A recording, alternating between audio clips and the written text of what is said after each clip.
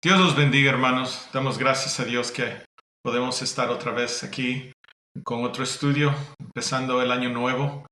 Um, es un año que va a traer muchos cambios, va a traer muchas tribulaciones y desafíos. Vamos a necesitar más que nunca, hermano o hermana, continuar creciendo en la palabra de Dios, en la llenura de su Espíritu Santo y en oración. La oración es lo único que la oración y la palabra de Dios son las únicas armas que tenemos nosotros como cristianos para permitir y traer a esta tierra la voluntad de Dios. Como dice Jesucristo, hágase tu voluntad así en el cielo, así en la tierra. Entonces, hermano o hermana, espero que podamos empezar de nuevo, si no han empezado a estudiar o dedicar más tiempo a la palabra, a la oración, a los ayunos. Van a ser muy esenciales este año, hermanos. No sé, no encuentro manera, no, poco que yo sé, cómo vamos a continuar sin estas armas espirituales, porque vamos a tener muchas batallas espirituales, sea en nuestros hogares, con nuestras familias extendidas, con la iglesia y también en la sociedad, en nuestros trabajos, en las escuelas, en todo lugar que nosotros vamos frecuentemente. Bueno, vamos a darle comienzo al estudio de hoy, regresando a Juan capítulo 10. Ahí los quedamos la semana pasada. Juan capítulo 10, versículo 22. Voy a leer la palabra y luego vamos a orar. Dice así la palabra de Dios. Celebrase en Jerusalén la fiesta de la dedicación. Era invierno, y Jesús andaba en el templo por el pórtico de Salomón. Y le rodearon los judíos y le dijeron: ¿Hasta cuándo nos turbarás el alma? Si tú eres el Cristo, dinos abiertamente. Jesús les respondió: Os lo he dicho y no creéis. Las obras que yo hago en nombre de mi Padre, ellas dan testimonio de mí. Pero vosotros no creéis, porque no sois de mis ovejas. Como os he dicho, mis ovejas oyen mi voz, y yo las conozco y me siguen. Y yo les doy vida eterna, y no perecerán jamás, ni nadie las arrebatará de mi mano. Mi Padre que me las dio es mayor que todos, y nadie las puede arrebatar de la mano de mi Padre. Vamos a quedarlos ahí, hermanos. Vamos a orar. Padre Celestial, te damos gracias, Señor. Gracias por tu amor, tu bendición que nos das este día, porque tenemos todavía acceso a esta palabra. Podemos, Señor, todavía clamar y pedir, Señor, que tu Espíritu Santo venga a estar con nosotros. Oh Padre, hay tantas dificultades que hemos estado enfrentando, tantas cosas que vienen este año. Prepáranos, Señor, con tu Espíritu Santo, que sea nuestro Maestro, que siempre esté Él presente con nosotros cada vez que abremos la Biblia, cada vez que queremos estudiar. Ayúdanos, Padre Celestial. Permite que tu Hijo Jesucristo sea el que viene a crecer cada vez más y más en nosotros, para que podamos dar testimonio a este mundo, que nosotros tenemos a Jesucristo en nosotros, que nosotros somos llenos de tu Espíritu Santo, que nosotros somos la luz del mundo, la sal de la tierra. Gracias, Padre. Gracias por bendecirnos, escogernos, llamarnos. Damos gracias por todo esto y pedimos que este servicio sea para ti y que no haya error humano, más que la sabiduría y el conocimiento de tu Santo Espíritu esté con nosotros. Amén. Hermanos, como acabamos de leer aquí en estos versículos, Jesucristo había estado caminando, hemos visto esto en varios capítulos de Juan, que él caminaba en el templo y enseñaba en el templo. Algo que es muy interesante aquí en el 10:22 dice que celebrase en Jerusalén la fiesta de la dedicación. Entonces aquí está una fiesta que no es una de las fiestas que es las fiestas solemnes que Dios le dio al pueblo de Israel. Creo que muchos de nosotros hemos visto esas fiestas que fueron dadas en Éxodo y en Levítico, pero la fiesta que es nombrada aquí es la dice la fiesta de la dedicación. Y aquí entra una fiesta que ha sido hecha o dada al pueblo judío por tradición, por costumbre. Lo que sucedió es que hace mucho tiempo atrás el templo fue dedicado y cuando eso sucedió hicieron una fiesta de esa dedicación. Vamos a ver eso un poco más en detalle. Si por favor vamos a Segunda de Crónicas 7.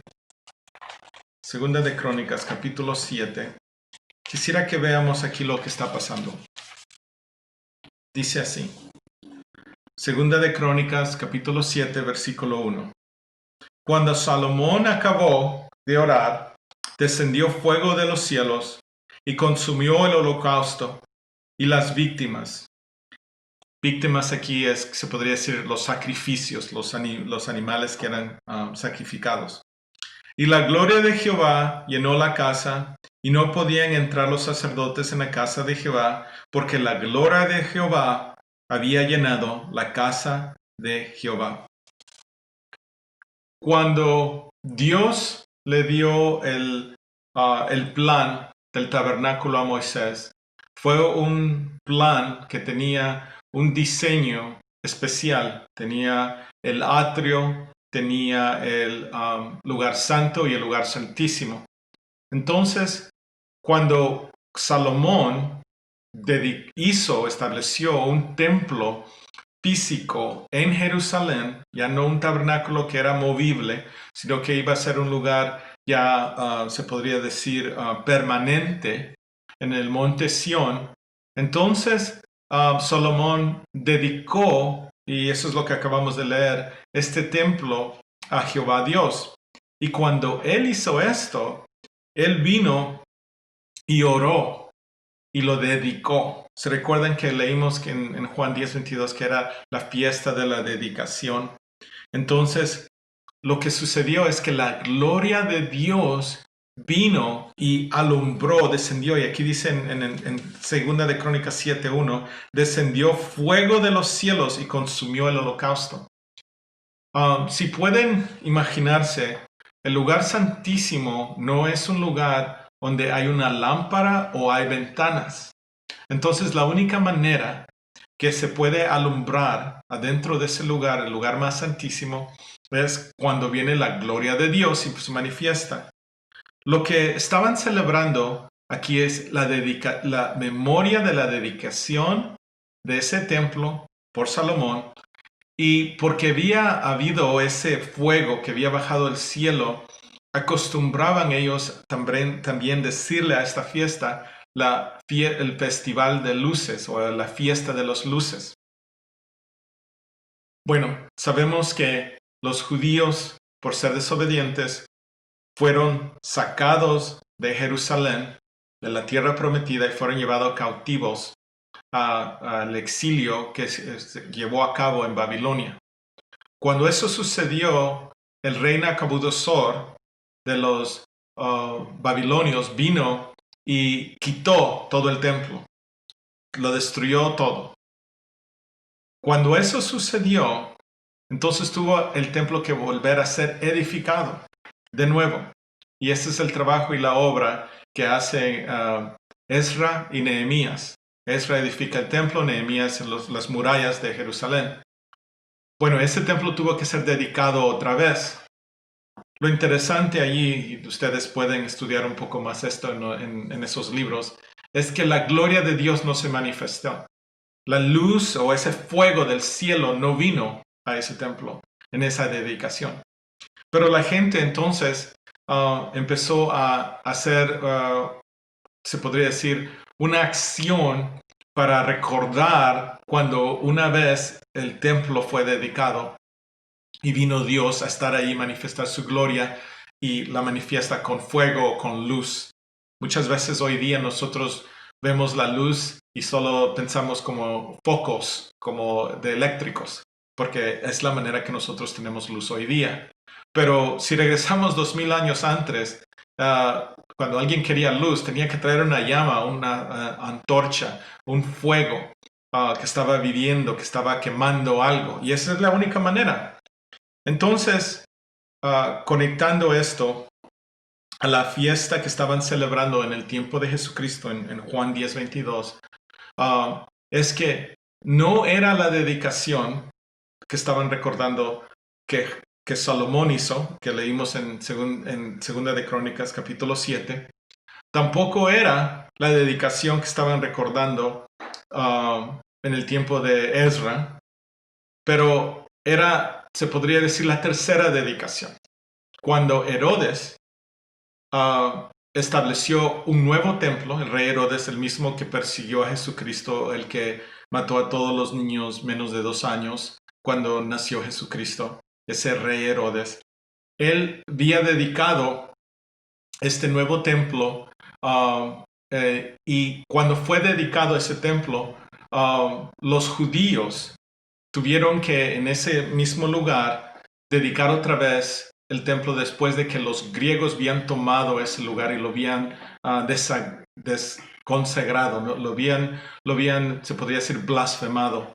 Entonces, cuando eso sucedió, se inició una fiesta y, para ser más exacto, esta dedicación sucedió antes del rey Herodes, pero es en el lugar, en ese mismo templo.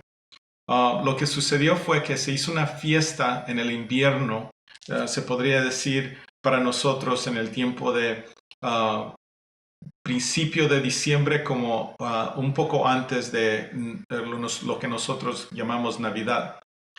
En ese tiempo fue una fiesta que los judíos hasta hoy día celebran.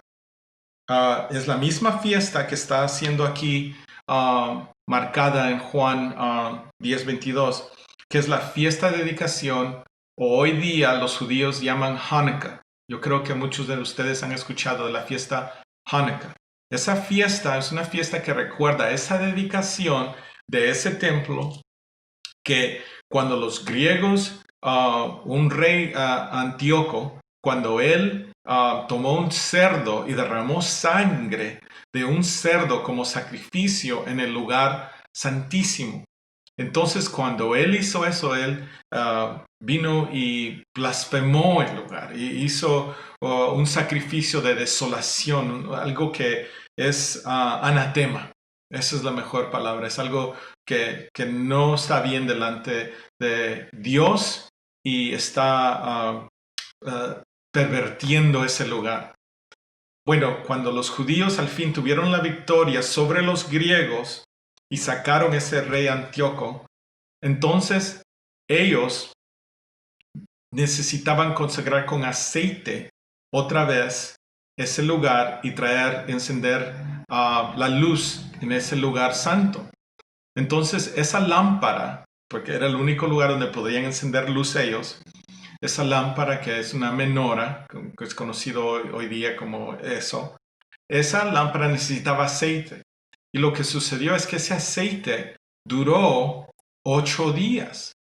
Y duró esos 8 días hasta que pudieron hacer se podría decir, otra reserva de aceite. El milagro fue para ellos que cuando ellos vinieron a dedicar el templo esa tercera vez, ellos tenían suficiente aceite para la lámpara que estaba en el lugar santo y solo era para un día. Pero vino y esa luz, ese aceite, duró por 8 días. Por eso hoy día la fiesta de Hanukkah que celebran todos los judíos alrededor del mundo en el mismo tiempo, en ese mes de diciembre, en las primeras semanas, dura 8 días. Y quisiera que vieran aquí en Segunda de Crónicas, capítulo 7, versículo 9, que dice: al 8º día hicieron solemne asamblea, porque habían hecho la dedicación del altar en 7 días y habían celebrado la fiesta solemne por 7 días. Entonces, ellos decidieron aquí que era 8 días para celebrar esa fiesta solemne. Son 7 días, pero hacen asamblea hasta el 8º día. Bueno, eso da un poco de historia de ese versículo 7:22, porque Tal vez muchas veces lo hemos leído y hemos dicho, ¿qué fiesta es esa? La fiesta de la dedicación. Y se refiere a la dedicación del templo. Noten ahí en el versículo 22 que dice, era invierno, y eso los confirma que esto sucede en el tiempo o en el mes de diciembre y no en otros lugares festivos como el Año Nuevo Judío, que es en octubre, o como la fiesta de la Pascua, que es en abril, sino que es una diferente fiesta o solemne. Bueno, vamos al versículo 23. Aquí dice, y Jesús andaba, regresando a Juan 10:23, y Jesús andaba en el templo por el pórtico de Salomón. Y ese versículo nos da un detalle muy importante, porque ese templo, disculpen, ese pórtico de Salomón es el mismo pórtico que leemos en Hechos 3 y Hechos 5, donde se congregaban los discípulos, los apóstoles. También es cerca de ese pórtico de Salomón, estaban dos lugares que son muy importantes para los judíos o para nosotros como cristianos, pero también para los judíos en el Antiguo Testamento, porque allí había una de entrada. En ese pórtico de Salomón hay una entrada que se llama la entrada de Hermosa, y era una puerta donde se decía que ahí iba a entrar el Mesías. También es conocida hoy día como la puerta de oro, donde entra el rey hacia el templo. Bueno, ese pórtico está allí en ese lugar donde, ¿cómo es la escritura? Ahí es donde Jesucristo acostumbraba a llegar. Lo interesante aquí es que el lugar donde ellos esperaban, por esa puerta, la puerta hermosa o el pórtico de Salomón, ahí es donde ellos esperaban que viniera el Mesías y ahí es donde llegaba Jesús y no podían reconocer esto. También, otro detalle más, esa área es muy importante porque cerca de allí está la corte o el lugar de las mujeres y la corte de los gentiles. Si algunos de ustedes gustan estudiar esto, pueden hacerle una búsqueda en Google al diseño del templo y pueden ver, tal vez con el tiempo lo veremos en otra vez, cómo Jesucristo acostumbraba a estar en este pórtico de Salomón, que es el mismo, está anexo o cerca, pegado al lado de la corte de las mujeres y la corte de los gentiles. Y lo bello de esto es que Cristo vino a hacer todo nuevo. Y una de las cosas que Él hizo nuevas es que Él vino a traer a la mujer en lugar para que el hombre y la mujer, los dos sean ministros. También algo que Él hace es que Él viene a traer no solo a los judíos, pero a los gentiles, a los que no eran de la descendencia por sangre de Abraham. Entonces, es muy interesante que en este mismo pórtico es donde Jesucristo acostumbraba a llegar y llegaba frecuentemente. Otra escritura que nos enseña eso es cuando la viuda viene y da lo poco que ella tiene, estaba localizada en ese mismo lugar, porque ahí es donde entraban las mujeres a dar su ofrenda, en ese corte de las mujeres. Es muy detalle, un gran detalle en esto que estamos leyendo en Juan 10, 22 y 23, porque lo que está diciendo que están celebrando los judíos el festival de luces. La luz del mundo, que es Jesús, está allí. Él está allí en esta dedicación o esta como memoria a la dedicación del templo. Y Jesucristo está allí como Dios estuvo con Salomón, como leímos en 2 de Crónicas 7. Entonces, estos versículos están dando mucho detalle a la historia de los judíos. Y en el 23 vemos que Jesús andaba por ese templo. Entonces, Él estaba confirmando que Dios caminaría entre su pueblo, entre su gente. Bueno, versículo 24 dice, y les rodearon los judíos, le dijeron, ¿hasta cuándo nos turbarás el alma? Si tú eres el Cristo, dinos abiertamente. Entonces posiblemente hay algunos judíos que estaban conectando estos puntos, estos elementos, como él había hecho milagros, lo que él decía cuando él decía yo soy.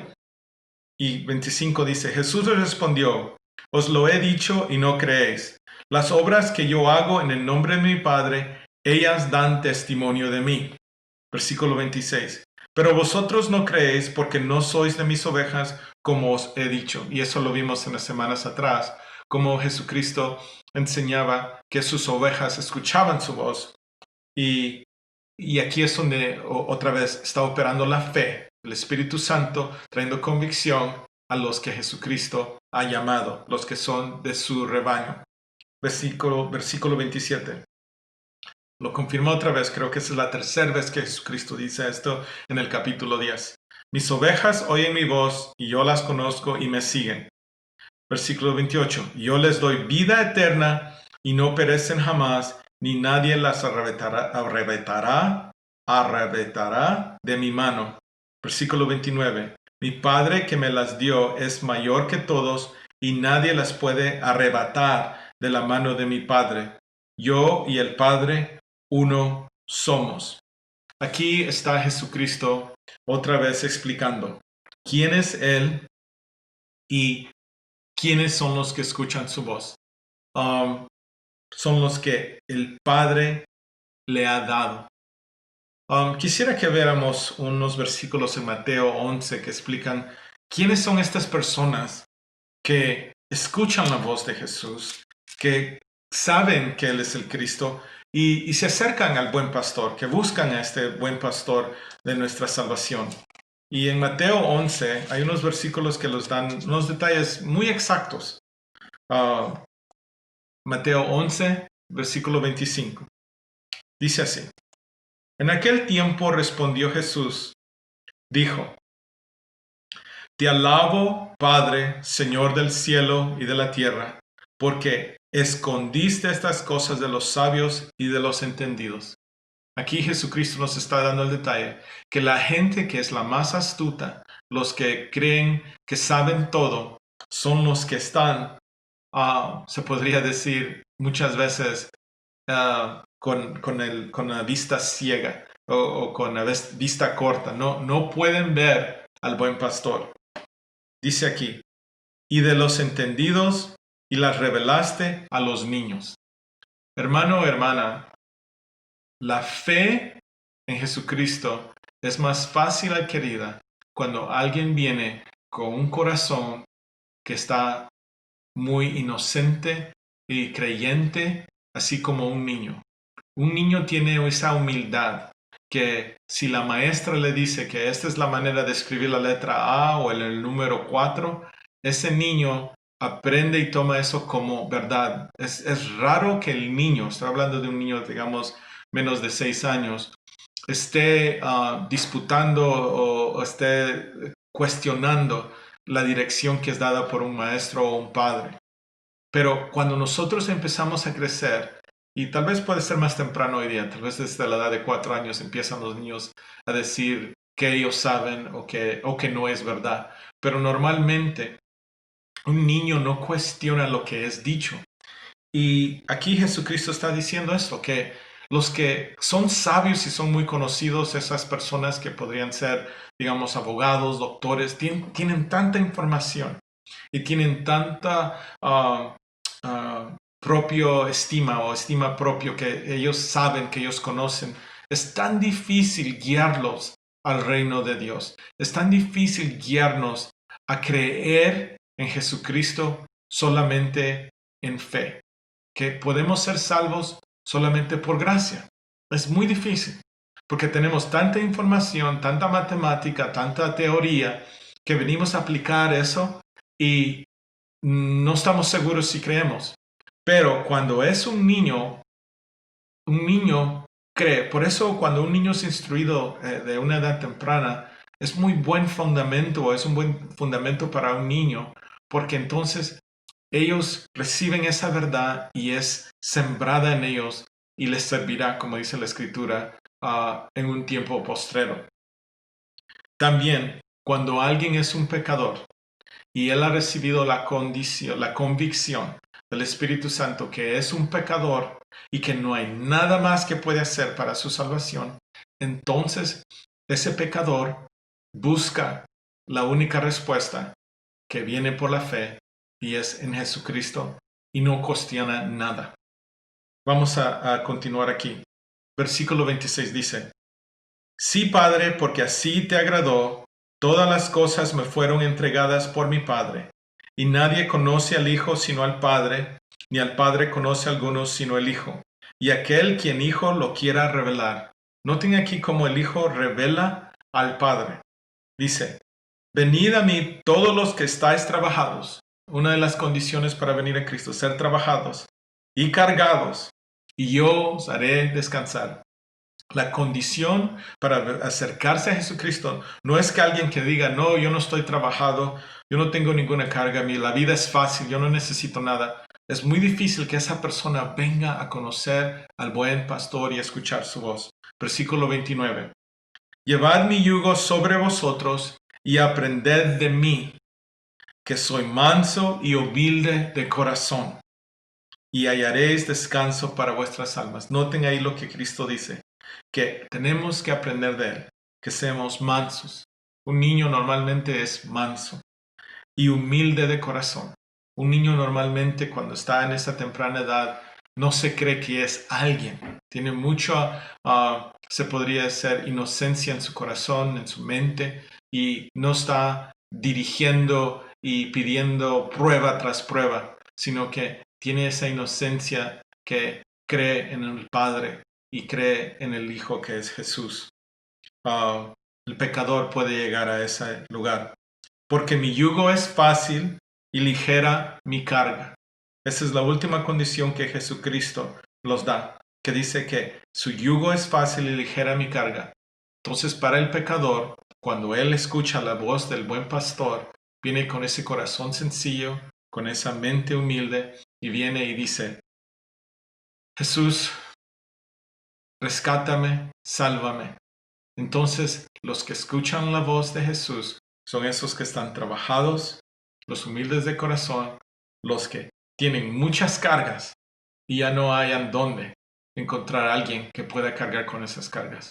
Entonces, por eso Jesucristo les dice que el Padre los trae y el Padre es el que señala al Hijo, y lo leemos ahí en ese versículo 27. Todas las cosas me fueron entregadas por mi Padre, y nadie conoce al Hijo sino al Padre, ni al Padre conoce a alguno sino el Hijo, y aquel quien el Hijo lo quiera revelar. Amén. Vamos a regresar a Juan 10, versículo 31. Entonces los judíos volvieron a tomar piedras para apedrearle.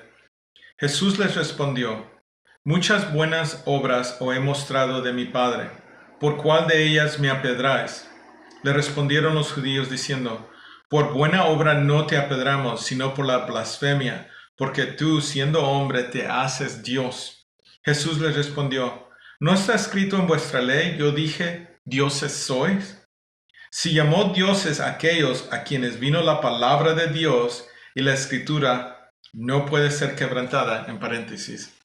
Aquí estamos viendo cómo Jesús está ya llegando a un lugar donde ya el diálogo ya no puede crecer, ya no puede ser continuado con estos judíos, estos fariseos, oficiales del pueblo de Israel, porque ellos pues no han tenido éxito en los argumentos, en los debates, mas hay algo que está sucediendo aquí, es que Jesucristo continuamente les demuestra el pecado en ellos.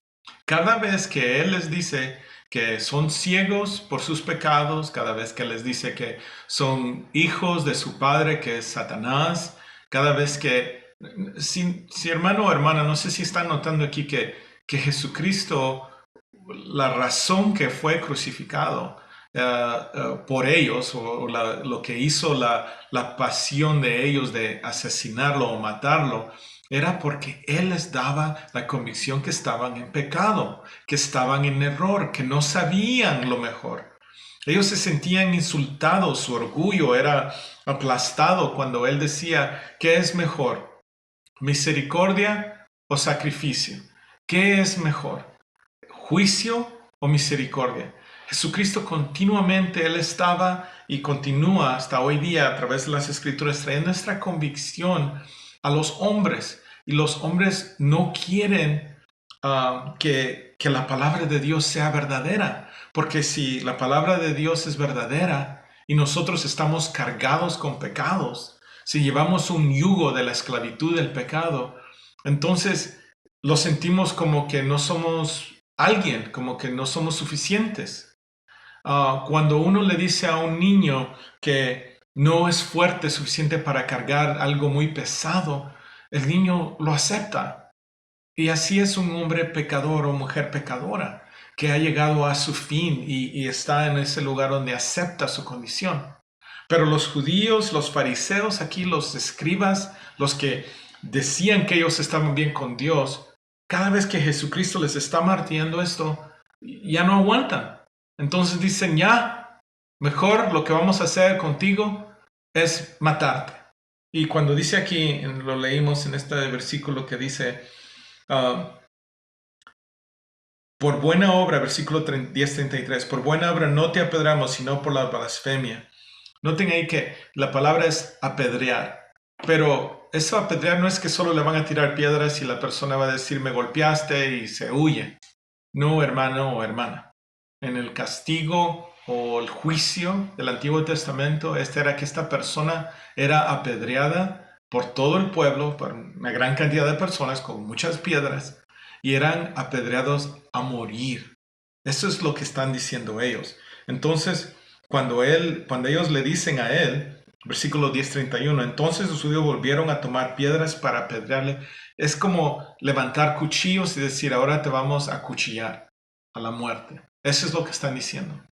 Y ha llegado ese espíritu maligno, ese espíritu del enemigo que dice, preferimos que tú mueras, pero no queremos escuchar tus verdades, que tú traigas a la luz que nosotros estamos en una condición espiritual mal. Y hermano, hermana, hasta hoy día esto sucede. Por eso mucha gente rechaza estos versículos y no hablan del juicio que Jesucristo trajo a este mundo. Y es darle la revelación al hombre que su condición es una condición que necesita ser salvado del pecado y necesita la salvación que solo Jesús puede dar, porque Él es el camino, la verdad y la vida. Entonces, quisiera que veamos de dónde viene este juicio de apedrado, de matar a alguien por blasfemiar. Muchas veces no vemos esto, pero eso es lo que querían hacer. Y al final no apedrearon a Jesucristo, sino que lo entregaron a los romanos para que ellos hicieran el trabajo sucio y lo crucificaran. Pero el término o la conclusión de las cosas era que Él muriera y callara de hablar. Tal vez algunos de nosotros viviremos más años en esta tierra y tal vez un día nosotros tengamos que pasar eso. Que vamos a hablar de Jesucristo. Vamos a declarar que Él es el camino, la vida y la verdad. Y tal vez lo que va a suceder es cuando nosotros hablemos a esos hombres, ellos van a molestarse tanto que van a querer que muramos. Entonces lo que ellos decían es, tú eres un blasfemador. Tú blasfemas contra Dios porque haces trabajo en el día de reposo. Esa era la grande acusación. Y también traían otra acusación. La segunda es que él decía que era Dios. Vamos a ver eso un poco después, pero primero veamos Levíticos 24. Levítico 24, 16. Ahí vamos a encontrar este versículo que fue dado al pueblo de Israel por Dios como un castigo, como un juicio a esas personas que traen falsa doctrina o falsa enseñanza, que blasfeman, que se podría decir, la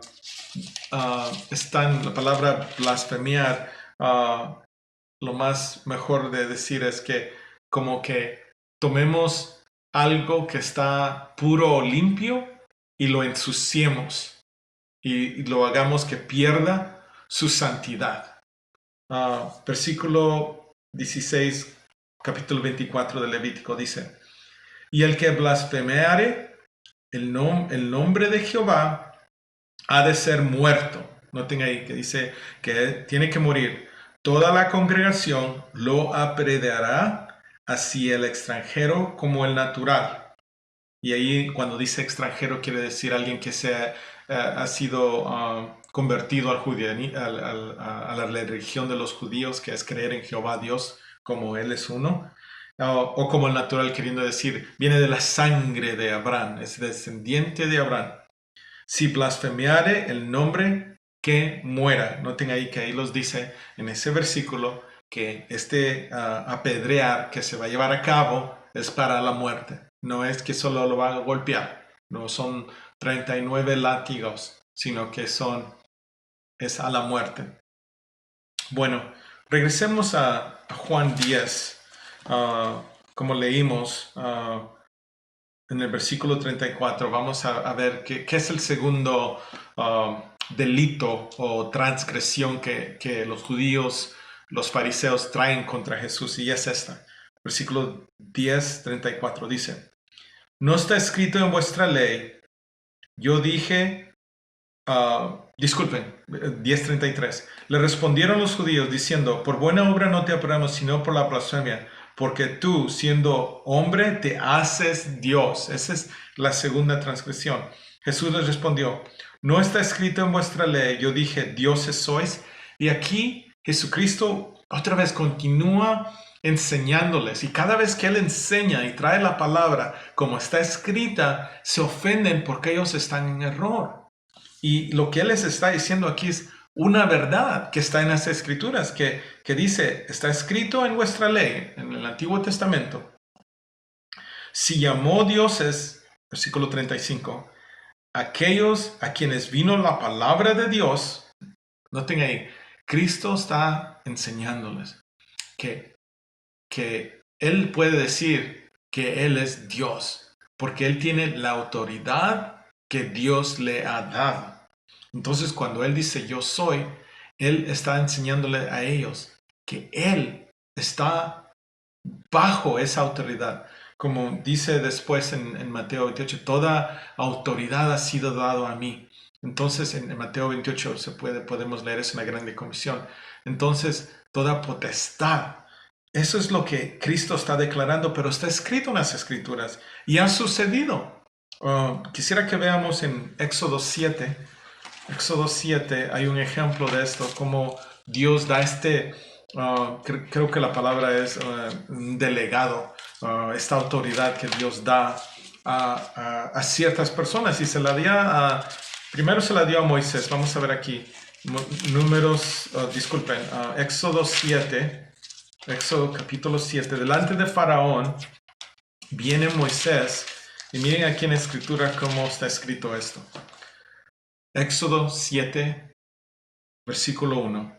Jehová dijo a Dios: mira, yo te he constituido Dios para Faraón, y tu hermano Aarón será tu profeta. Noten la orden aquí. No, lo importante aquí que veamos es que aquí en esta escritura dice que Dios ha constituido a Moisés como Dios para Faraón, queriendo decir no como Dios sobre todo el universo. Una diferencia entre este delegado de deidad a Moisés delante de Faraón, pero no es mayor que el que fue dado a Jesucristo, porque Jesucristo toma el lugar de las tres personas. Está el Dios Padre, Dios el Hijo, Dios el Espíritu Santo. Entonces Jesucristo toma ese segundo lugar. Por eso Él siempre dice el Hijo del Hombre, el Hijo de Dios.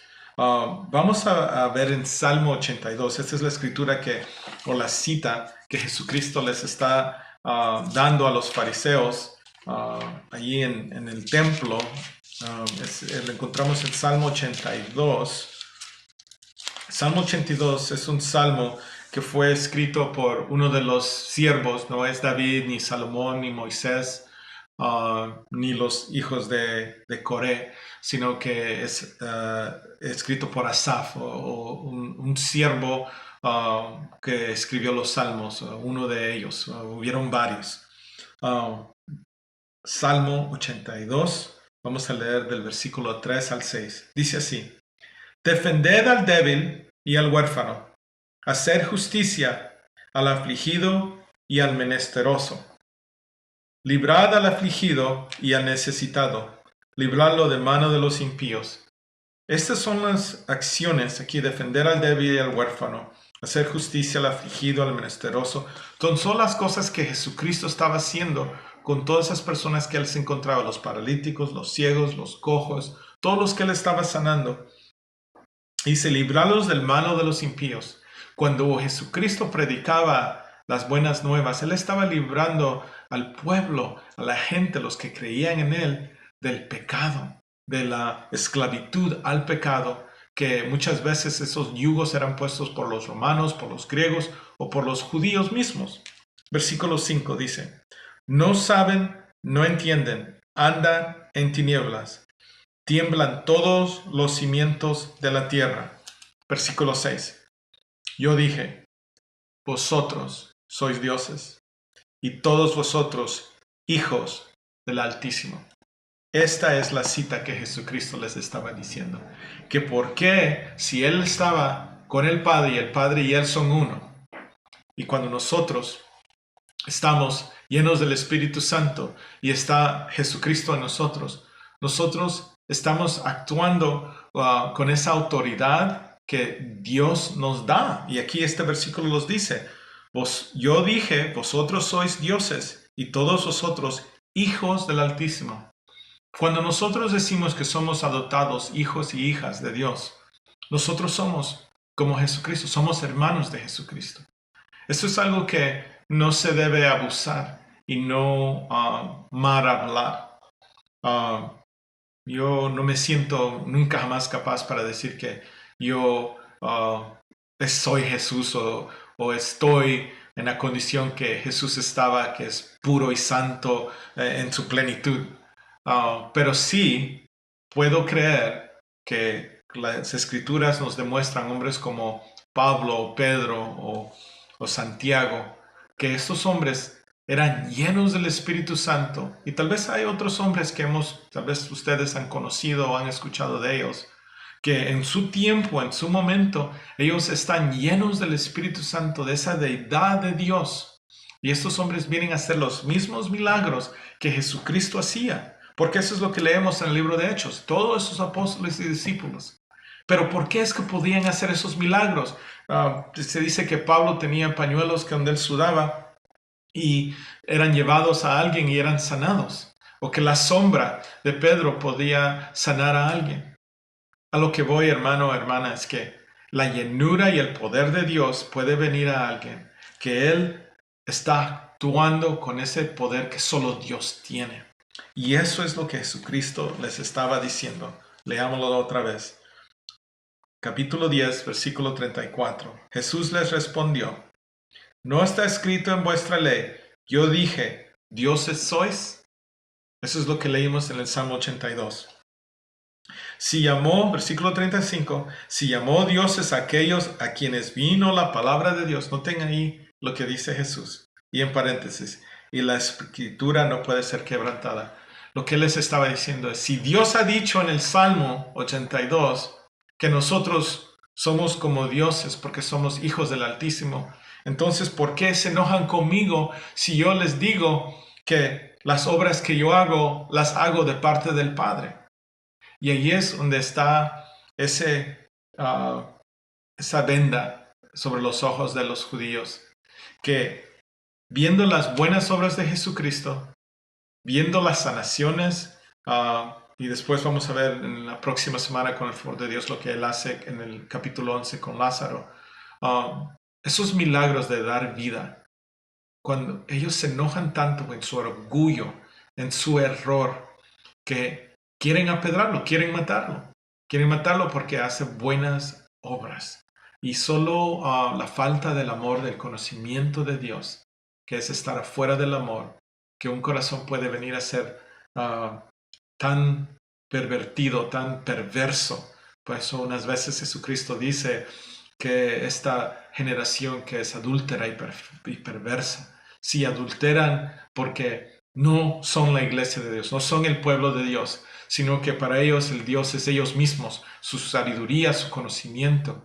Y cuando ven a este Hijo de Dios caminar en el templo, la luz de Dios, la gloria de Dios entrando en el templo, como vimos hace unos minutos atrás, caminando por esas colonnadas del pórtico de Salomón. Ahí estaba la presencia de Dios otra vez, como la presencia que vino cuando Salomón dedicó el templo, pero no pudieron verla, estaban ciegos a eso. Solo unos pocos la vieron y ellos creyeron en Jesús y a través de esa fe encontraron salvación.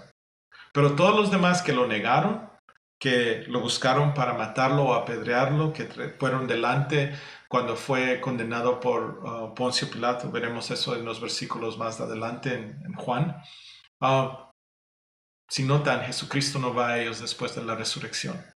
Jesucristo solamente va a los que escucharon su voz, a los que son de su rebaño, porque Él es el buen pastor para las ovejas de su redil. Vamos a continuar aquí en Juan 10:37. Creo que vamos a darle una conclusión a este capítulo. Dice así: si no hago las obras de mi Padre, no me creáis. Versículo 38. Mas si las hago, aunque no me creáis a mí, creed a las obras, para que conozcáis y creáis que el Padre está en mí y yo en el Padre. Eso es lo que hablamos hace unos minutos. Que cuando Dios está en alguien, esa persona hace las obras de Dios. Y si alguno de ustedes hoy día dice, bueno, esas obras ya no las vemos. Sí, desafortunadamente muchas veces ya no vemos estas obras, esos milagros que hacían estos discípulos, estos hombres de Dios que fueron llenos del Espíritu Santo. Pero hermano, hermana, si este versículo no fuera verdad, no estuviera hoy la iglesia. A lo que voy es que estos versículos que dice aquí, que las obras que Dios está con su pueblo, con su iglesia, sí existieron, sí se vieron, porque si no, no estuviéramos nosotros aquí 2000 años después. En 1906 en Los Ángeles hubo un avivamiento que trajo, se podría decir, el evangelio a Los Ángeles. Y hasta hoy día, cuando yo vine desde la tierra lejana donde vengo a estos Estados Unidos de América, en California, Los Ángeles, aquí pude escuchar. Dios me permitió asistir a iglesias que venían o habían sido plantadas por ese avivamiento de 1906. Lo que quiero decir es esto: las obras de Dios no pueden ser negadas y existen hasta hoy día.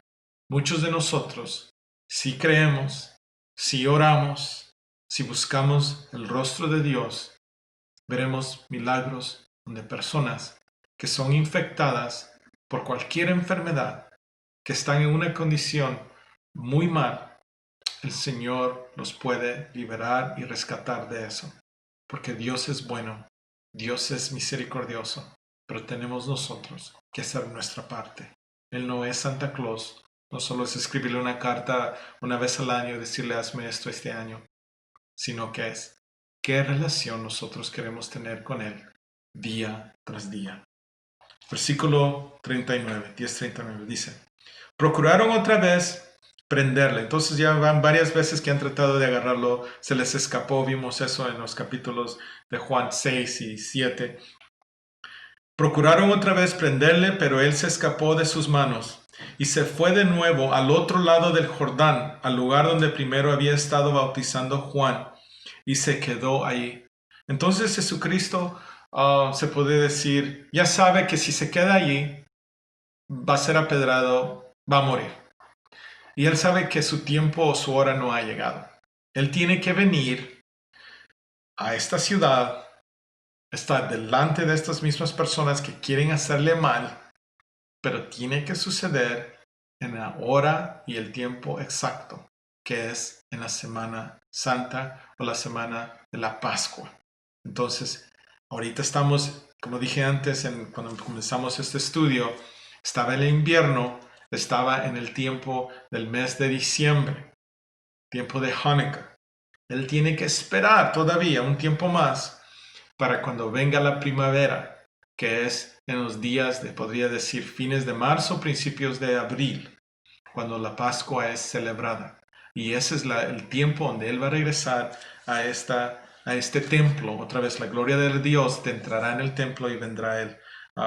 Y dice aquí en el versículo 40 que se fue al otro lado del Jordán y se fue al lugar. Hay otros versículos, creo que están en Lucas, donde dice que Jesucristo bautizaba y también corrige la escritura. Dice que no era Jesucristo que bautizaba, sino que sus discípulos. Pero él lo hacía esto después que Juan ya había sido arrestado. Eso no lo vimos aquí en estos capítulos, pero lo vimos tal vez en el estudio cuando estábamos hablando de Juan en Juan 1 y 2. Versículo 41 dice: y muchos venían a él y decían, Juan a la verdad ninguna señal hizo, pero todo lo que Juan dijo de este era verdad. ¿Se recuerdan que Juan decía, mirad el Cordero de Dios que quita el pecado del mundo? Hermano o hermana, cuando alguien es sanado, ese pecado de esa enfermedad, porque el pecado es que está fuera de la marca o de la condición perfecta de Dios. Y Dios no nos hizo para estar enfermos, ni tampoco nos hizo para estar adictos. Cuando Él dijo esas palabras, Juan el Bautista, que mirad, el Cordero de Dios que quita el pecado del mundo. Sí, Jesucristo quitaba la enfermedad, sanaba a los ciegos, alguien que estaba en una condición que estaba fuera de la perfección de Dios. Somos hechos en la imagen de Dios. ¿Cómo es que no podemos estar ciegos sin ojos? Sanar a un mudo. Dios nos dio una boca para hablar, para alabarle. Esa es la condición que Dios quiere. A lo que voy es que hay mucha evidencia cuando Jesucristo levantaba a los muertos. Él estaba trayendo esa victoria contra la muerte. Dios, cuando hizo a Adán y Eva, no era para que perecieran, así como nosotros perecemos hoy día. Por eso, al pecar ellos, Él los saca del paraíso. Pueden ver eso en Génesis 3 y pone un ángel para que proteja el camino al árbol de la vida. Tal vez un día veremos eso en Revelación. El árbol de la vida, que es la vida eterna, que es Jesucristo, es tener acceso a ese río de agua viva donde ya nosotros no morimos más y este cuerpo que está en una condición de deterioración, donde está cada día más envejece y se está, se puede decir, volviendo inútil o ya no va a tener valor, porque esa es la condición de llegaremos un día en esta tierra que el cuerpo ha desfallecido. Pero cuando estamos en Jesucristo tenemos la esperanza que te recibiremos un cuerpo glorificado, un cuerpo en gloria. Habla de esto Pablo en 1 Corintios 15.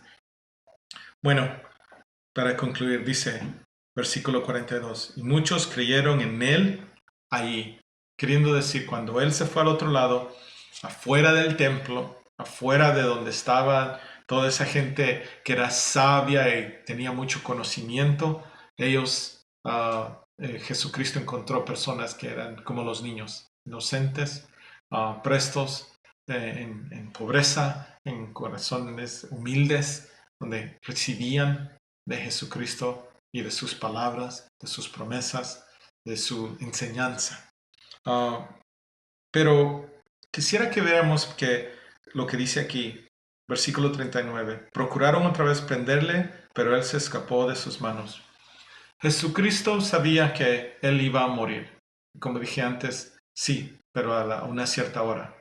Pero no quiero que alguien malentienda que él se corrió porque tenía temor a morir. No es eso. Jesucristo no los enseña a tener temor a morir, sino que los enseña Jesucristo, sino que nosotros que somos sus hijos, hijas, hermanos, hermanos, discípulos, estudiantes de nuestro Maestro Jesús, Él nos enseña que sepamos que quién es el que nos da la vida y a quién debemos de temer. Pero Él no corría de este momento porque Él tenía temor a la muerte. Lo que Él necesitaba era cumplir la profecía y la palabra de Dios, que Él iba a ser el Cordero inmolado por los pecados del mundo. Y eso tenía que suceder en la Pascua. Pero por eso se fue, no porque tenía temor. Y quiero que veamos esa prueba. Vamos a Lucas 11, por favor. En Lucas 11 vamos a ver esta palabra que Cristo nos dio, donde nos enseña cómo nosotros debemos ver a la muerte, cómo se ve. Versículo 49, Lucas 11. Lucas 11, versículo 49. Dice así: por eso la sabiduría de Dios también dijo: les enviaré profetas y apóstoles, y de ellos a unos matarán y a otros perseguirán. Y esto está escrito, esto es lo que le pasó a Ezequiel, Jeremías, Isaías, todos los profetas que vinieron antes de Jesús. Versículo 50. Para que se demande de esta generación la sangre de todos los profetas que se ha derramado desde la fundación del mundo. Noten ahí que aquí en la tierra, esta generación, esta humanidad, tendrá que pagar, se le demandará juicio por la sangre derramada desde la fundación del mundo. Aquí está hablando desde que Abel murió, desde el Génesis 6, donde la violencia había sido aumentada, desde el tiempo de José en Egipto, donde ellos fueron puestos en esclavitud. La humanidad tiene que dar cuentas por este derramamiento de sangre, pero también la sangre que fue derramada por los profetas, por los mensajeros de Dios. Versículo 51. Este es Jesús hablando aquí. Lucas 11, 51. Desde la sangre de Abel hasta la sangre de Zacarías, y Zacarías es el profeta que leemos. Dice que murió entre el altar y el templo. Sí, os digo que será demandada de esta generación. Aquí pueden ver lo que les acabo de decir. Versículo 52. Ay de vosotros, intérpretes de la ley, porque habéis quitado la llave de la ciencia. Vosotros mismos no entrasteis. ¿Se recuerda la semana pasada vimos que Él es la puerta? Aquí está otra cita que nos confirma eso. Vosotros mismos no entrasteis, y a los que entraban se lo impidisteis, entrando al reino de los cielos. Versículo 53. Diciéndoles Él estas cosas, los escribas y los fariseos comenzaron a estrecharle en gran manera y a provocarle a que hablase de muchas cosas, acechándole y procurando cazar alguna palabra de su boca para acusarle. ¿Se recuerdan las acusaciones que les dije? Que él estaba blasfemando, haciendo sanaciones en el día de reposo y diciendo que Él es Dios. Versículo 1 de capítulo 12. Vamos a continuar. ¿Se recuerdan? No hay quiebro no hay separación entre esos dos capítulos. En esto, juntándose por millares a la multitud, tanto que unos a otros se atropellaban. Aquí la gente, cuando Él está en este lugar donde estaba Juan el Bautista antes, esto es lo que está diciendo aquí, que en esto, juntándose por millares la multitud, tanto que unos a otros se atropellaban, comenzó a decir a sus discípulos primeramente: guardaos de la levadura de los fariseos, que es la hipocresía, porque dicen que conocen a Dios, pero en realidad no conocen a Dios.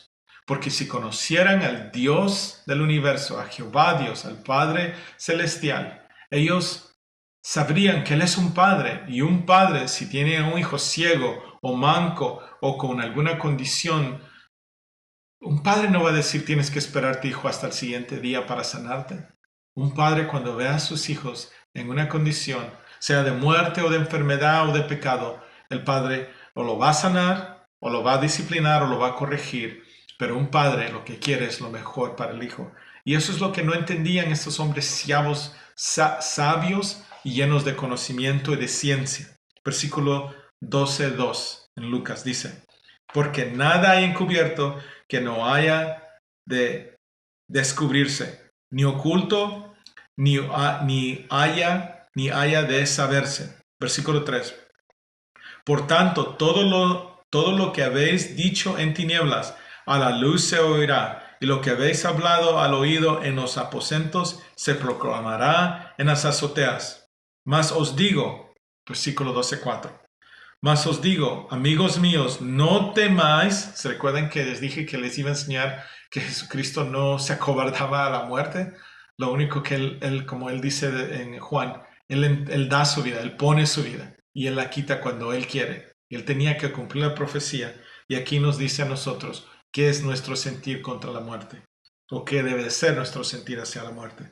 Mas os digo, amigos míos, no temáis a los que matan el cuerpo y después nada más pueden hacer. Pero os enseñaré a quién debéis temer. Temed a aquel que después de haber quitado la vida tiene poder de echar en el infierno. Si os digo, a este temed. Noten a quién Cristo nos dice que tenemos que temer. Al Padre, al Hijo, al que tiene la potestad de después del cuerpo, porque dice, temed al que después de haber quitado la vida del cuerpo, tiene poder de echar en el infierno el alma. Si os digo a este temed, versículo 6, ¿no se venden 5 pajarillos por 2 cuartos? Con todo, ni uno de ellos está olvidado delante de Dios, pues aún los cabellos de vuestra cabeza están todos contados. No temáis, pues, más valéis vosotros que muchos pajarillos.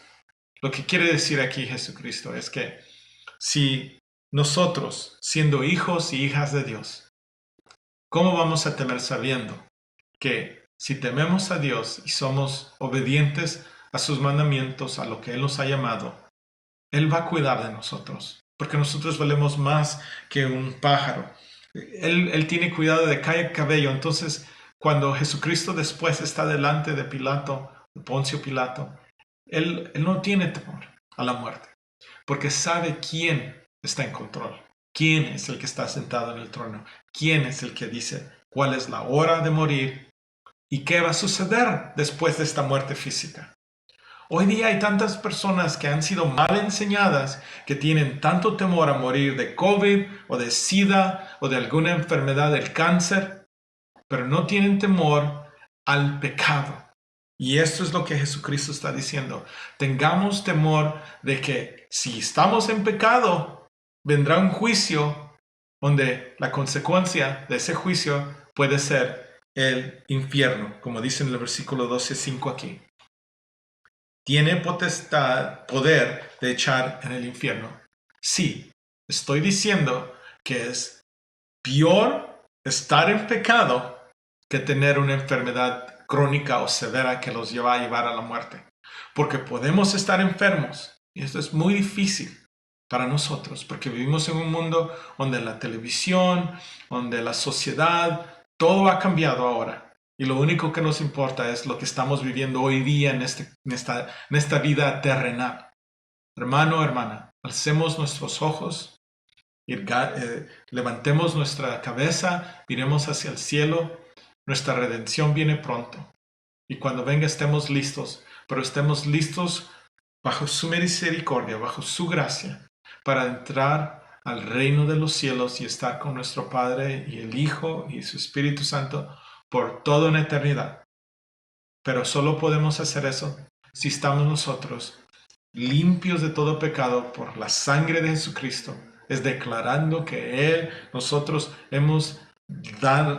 hemos dado a Él ese señorío sobre nuestras vidas y que ahora nosotros vivimos para Él, porque Él es nuestro Señor que nos redimió. Pero si nosotros estamos haciendo la paz y tal vez no estamos enfermos, pero estamos en pecado, la consecuencia que viene después es esta. Espero que esta enseñanza ha sido de bendición a ustedes, hermanos. Para mí fue una grande bendición, especialmente los versículos que hablan del pórtico de Salomón, porque yo no me había dado cuenta hasta que empecé este estudio que Jesucristo entraba por esa puerta hermosa, por la puerta de oro, que es una puerta que está enfrente del Monte de los Olivos, y Él entró tantas veces y estuvo entre la corte de las mujeres, los cortes de los gentiles, haciendo milagros, enseñándole a todos, y nadie lo pudo ver. Espero que cada uno de nosotros en este año que viene podamos ver más mejor a Jesucristo y que cuando Él esté a la puerta, nosotros la abramos y cenemos con Él. Damos gracias y vamos a orar. Padre Celestial, te doy gracias, Señor, por ser tan bueno con nosotros, por bendecirnos con tu palabra, por enseñarnos que tú eres nuestra esperanza, nuestra salvación, nuestro refugio, lo único que podemos nosotros a aferrarnos es a ti, a tu Hijo Jesucristo. Gracias, Padre. Gracias por darnos tu Espíritu Santo, ese Espíritu que une a la iglesia hasta este día. Y pedimos que este servicio y esta palabra continúe siendo, Señor, esa semilla que produce fruto, fruto bueno, oh Padre Celestial. Perdónanos, Señor, si este año como comenzamos estamos pensando en cosas terrenales y resoluciones terrenales. Ayúdanos, Padre, a tener resoluciones que son espirituales, resoluciones que dicen, yo seguiré a mi Cristo más y más, yo aprenderé más de Él, buscaré su rostro todos los días. Oh Padre Celestial, ayúdanos, danos más gracia, llénanos de tu espíritu, de temor de Dios, llénanos, Señor, de tu Espíritu Santo. Úngenos, Señor, que seamos un rebaño, unas ovejas que están listas para recibir al buen pastor. Oh Jesús, ven pronto. En el nombre de Jesús pedimos esto. Amén y amén. Hermano, hermana, que Dios los bendiga en este año nuevo y que continuemos conociendo más de Jesús todo el año. En el nombre de Jesús. Amén.